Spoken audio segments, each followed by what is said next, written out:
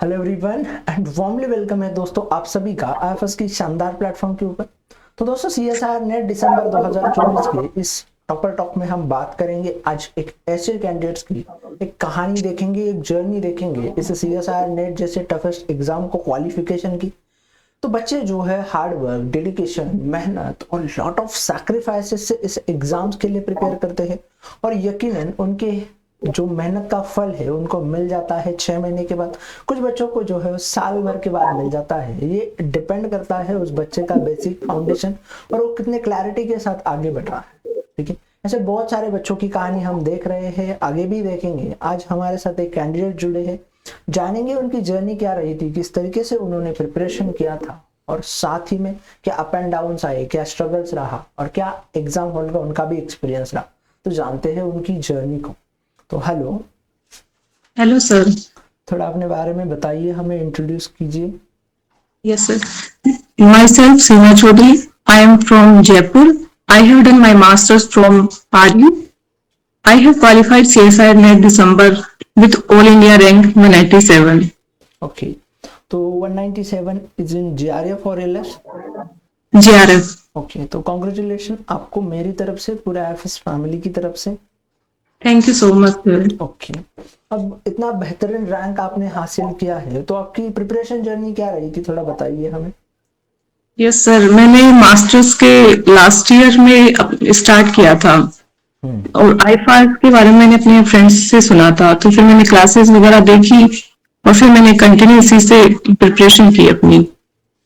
Okay, तो आपने IFS के बारे में सुना फ्रेंड लोगों से और उसी से साथ कंटिन्यूअसली प्रिपरेशन की। हाँ, फिर मैंने यूट्यूब पे क्लासेस देखी तो मुझे काफी हेल्पफुल लगी, तो मैंने कंटिन्यू इसी से क्लासेस ली। ओके, इमोशन बैच से पढ़ा था आपने। Motion best mark, exam mapping series सब ली थी मैंने, केसी सर, विशाल सर की क्लासेस। अच्छा, अब मुझे ये बताओ कि सीएसआर नेट का सिलेबस इतना वास्ट होता है, इतने 13 यूनिट है, अलग से एक जनरल एप्टीट्यूड का भी यूनिट है और उसके साथ साथ इतनी सारी चीजों का प्रिपरेशन करना अपने आप में ही एक ट्रेजेडी हो जाती है और बहुत मतलब वाइज होके इसके लिए पढ़ना पड़ता है। तो फिर आपने किस तरीके से पढ़ाई की थी, क्या आपकी स्ट्रैटेजी रही थी, क्या अप्रोचेस रहे थे, थोड़ा बताइए हमें। सर जनरल एप्टीट्यूड तो मैंने दिनेश सर से पढ़ा था, जो मैथ की क्लासेस होती है अपनी यूट्यूब पे। और बाकी क्लासेस के लिए मैंने अपना शेड्यूल बना रखा था, हर यूनिट के लिए किसको कितने टाइम के लिए पढ़ना है, 2-3 दिन ऐसे। और मैंने कुछ यूनिट छोड़ दी थी, मेरा बॉटनी बैकग्राउंड है तो मैंने जूलॉजी वाली यूनिट छोड़ दी थी। ओके। एनिमल फीचर छोड़ दी थी, डाइवर्सिटी में मैंने सिर्फ बॉटनी का पोर्शन किया था। और जैसे इम्यूनोलॉजी का पोर्शन छोड़ा था उसमें सिग्नलिंग कर ली थी मैंने। बाकी 9-10 यूनिट पूरी की थी मैंने। ओके, तो आपने 9-10 यूनिट को लगभग पूरा किया था। और सर वो मैंने कंप्लीटली की थी, बाकी में कुछ पोर्शन एलिमिनेट कर दिया था। ओके, अब मुझे ये बताइए कि आपने सीएसआर नेट की प्रिपरेशन मास्टर्स के साथ साथ की है या फिर मास्टर्स के बाद अलग से पढ़ के आपने क्वालिफाई किया है। मैंने लास्ट ईयर स्टार्ट की थी, मतलब मास्टर्स के लास्ट ईयर में प्रिपरेशन स्टार्ट कर दी थी, पर खत्म होने के बाद क्वालिफाई हुआ है। अच्छा, तो खत्म होने के बाद जो है क्वालिफाई हुआ है। तो मतलब हम ऐसा कह सकते हैं या आप ऐसा भी बोल सकते हैं कि अगर आप लास्ट ईयर में मास्टर्स के प्रिपरेशन स्टार्ट कर देते हो तो मतलब खत्म होते होते आपका एग्जाम भी क्लियर हो जाता है और आपका जी फ्यूचर भी। सर, अगर मास्टर्स के साथ भी करते हैं तो साथ में भी निकल जाएगा।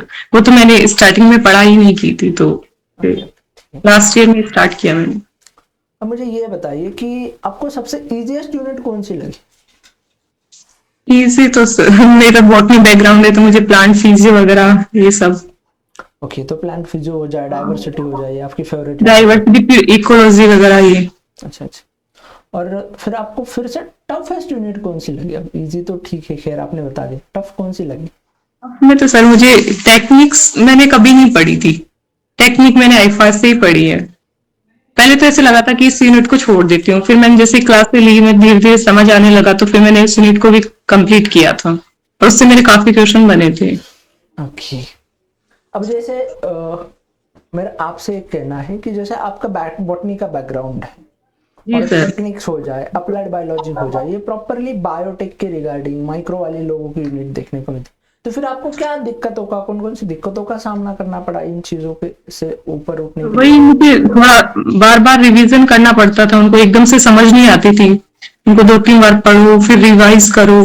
पहले तो मैंने सोचा था छोड़ देती हूँ, बाकी यूनिट कर लेती हूँ, पर धीरे धीरे हो गई हूँ। ओके, तो आपने बाद से पहले तो काफी। पहले तो छोड़ दिया था, फिर लगा करते हैं तो करते करते चले गए। क्लासेस लेने के बाद मुझे लगा हो जाएगी। थोड़ा टाइम टेकिंग है, काफी लेंथी यूनिट है, पर हो गई। ओके, अब मुझे ये बताइए कि आपने सीएसआर नेट को क्यों चुना, क्या रीजंस थे?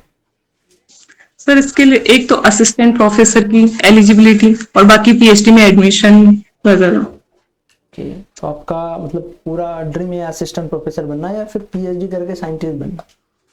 सर वैसे तो असिस्टेंट प्रोफेसर ही बनना है, पर पीएचडी भी एक अच्छी जगह से करनी थी इसलिए। ओके, तो दोनों थे और दोनों चीजें आपके एक ही एग्जाम से पूरे होने वाले थे। यस सर, तो मैंने सीएस ये चुना एग्जाम। ओके, अब मुझे ये बताइए कि जैसे एग्जाम्स का प्रिपरेशन हम करते हैं और जी सेल सर। बायोलॉजी की अगर मैं बात करूँ, बायोकेमिस्ट्री की, मॉलिक्यूलर बायोलॉजी की बात करूँ, तो मैं थोड़ा आपको क्वेश्चंस के फ्रेमिंग ये बताता हूँ कि जैसे सेल बायोलॉजी की हम बात करें तो आपको मतलब ज़्यादा इमेजेस के थ्रू ज़्यादा थ्योरेटिकल नॉलेज चाहिए होता है। वहीं पे यस अगर सर। आप बायोकेमिस्ट्री को पढ़ने जाओ तो फिर ज़्यादा टेक्निकल, न्यूमेरिकल और कंसेप्चुअल क्लैरिटी वाला ज़्यादा मतलब करना पड़ता है। मॉलिक्यूलर बायोलॉजी की बात करें तो आपको एंजाइम्स याद रखने होते हैं, उनका सीक्वेंस और बाकी चीज़ें याद रखनी। तो आपने ये डिफरेंट डिफरेंट यूनिट के लिए किस तरीके से प्रिपरेशन की, क्या आपकी अप्रोचेस रही, क्या स्ट्रेटेजी रही, थोड़ा बताओ हमें। सेल सिग्नलिंग और सेल बायो के लिए मैंने विशाल सर से पढ़ी थी पूरी। उनकी और उनके शॉर्ट नोट्स बहुत काम आए थे मुझे लास्ट टाइम रिवीजन के लिए। बाकी मतलब डेव बायो भी विशाल सर से ही पढ़ी है, और बायोकेम केसी सर से पढ़ी है, और मोल बायो फ्रांसिस सर से। Okay, yes sir. तो उनके पढ़ाने के बाद बस समझ ही आ जाती है, उसके बाद तो कोई यस सर, डाउट ही नहीं बचता। मतलब बार बार रिवीजन करो और क्लासेस लेते रहो तो फिर समझ आ जाती है। ओके, अब मुझे ये बताओ आप कि मतलब रिवीजन के लिए आपकी क्या स्ट्रैटेजी थी? जैसे आपने बताया कि हमेशा बार बार रिवीजन करते रहो, तो आप किस यस तरीके से सर, रिवाइज करती थी? पर मेरा ऐसा होता था, मतलब एक टाइम फिक्स होता, उस टाइम मुझे थ्योरी पढ़नी होती थी, फिर उसके बाद पीवाईक्यू करने होते थे। फिर शाम को जो क्लासेस होती थी 5 आवर्स की यूट्यूब पे, उसको मैं बाद में लेती थी थोड़ा स्पीड में करके। फिर अगर टाइम बचता तो मैं एप्टीट्यूड पढ़ती थी। ओके, तो टाइम बचता तो आप एप्टीट्यूड पढ़ती थी, ये आपका रूटीन था। और बाकी संडे को केसी सर की क्लासेस होती थी यूट्यूब पे मोटिवेट करने के लिए, वो ले लेते थे, और बाकी टेस्ट होता था संडे को, वो थे। ओके, अब मुझे ये बताइए कि जैसे आपने बताया कि आप पीवाईक्यू लगाती थी, रिवीजन करती थी, तो मैं यस वही सर। फिर से एक बार पूछना चाहूंगा कि आप रिवीजन किस तरीके से करती थी और पीवाईक्यू किस तरीके से लगाती थी? जैसे मैंने कोई यूनिट अभी कंप्लीट की है, हम्म तो उसकी मैं पीवाईक्यू लगाती थी सर, हम्म और फिर खुद को एनालाइज करती थी कितने मतलब रॉन्ग हो रहे हैं सही हो रहे हैं, मतलब देखती। और फिर मैंने फिक्स टाइम सेट कर रखा था, जैसे एग्जाम हॉल में 3 आवर्स के, तो 9 to 12 वही टाइम में मैं टेस्ट देती थी। ओके, तो इस तरीके का आपका ओवरऑल प्रिपरेशन रहा था। मुझे जी ये सर। बताइए कि आपके इस प्रिपरेशन जर्नी में ऐसी क्या 3 चीजें रही, या आपने ऐसी कौन सी 3 चीजों को कंटिन्यूअसली फॉलो किया जिसकी वजह से आपको लगता है ये एग्जाम जो है क्लियर हो गए? ये सर, एक तो कंटिन्यूटी बहुत जरूरी है, रोज फिक्स टारगेट होता है, वो पढ़ना ही था, और रिवीजन और क्लासेस। ओके, तो आपका कहना ये है कि कंसिस्टेंटली पढ़ो, यस रिवीजन सर। करो और डेली क्लास लगाओ। एक दिन में 1-2 दिन में ऐसे ब्रेक लगता तो ऐसे होता, हाँ 1 यूनिट छूट गई, रिवीजन कर सकते थे 1 यूनिट। और मुझे ये बताइए कि जो भी नए बच्चे हैं, जो भी नए व्यूवर्स हैं, जो आप देख रहे हैं, आपको समझ रहे हैं, पढ़ रहे हैं, तो उनके लिए आपकी क्या सलाह रहेगी कि किस तरीके से पढ़ना चाहिए इस एग्जाम्स की प्रिपरेशन के लिए? कंसिस्टेंसी जरूरी है सर एक तो, और एक रूटीन होना चाहिए अपना। पीवाईक्यू प्रैक्टिस करो, मॉक टेस्ट दो, क्लासेस लो, आईफा से जुड़े रहो, काफी गाइडेंस मिलती है। ओके ओके, तो इस तरीके से अगर आप पढ़ते हो तो हो जाए। जी सर। मैं तो सर जब मतलब डिमोटिवेट सा लगता था तो संडे को फिक्स होती थी सर, केसी सर की क्लास होती थी, मैं वो ज्वाइन करती थी। और लास्ट टाइम पे जो स्ट्रेटेजी की क्लास हुई थी वो भी मैंने देखी थी, उससे मुझे काफी हेल्पफुल हुआ। ओके, तो लास्ट टाइम जो किसी सर की क्लास हुई उससे आपको बहुत हेल्प हुई? हाँ। ओके, ठीक है, तो thank you so much for sharing your experience and your struggles with us. Thank you and thank you once. Thank you so much sir.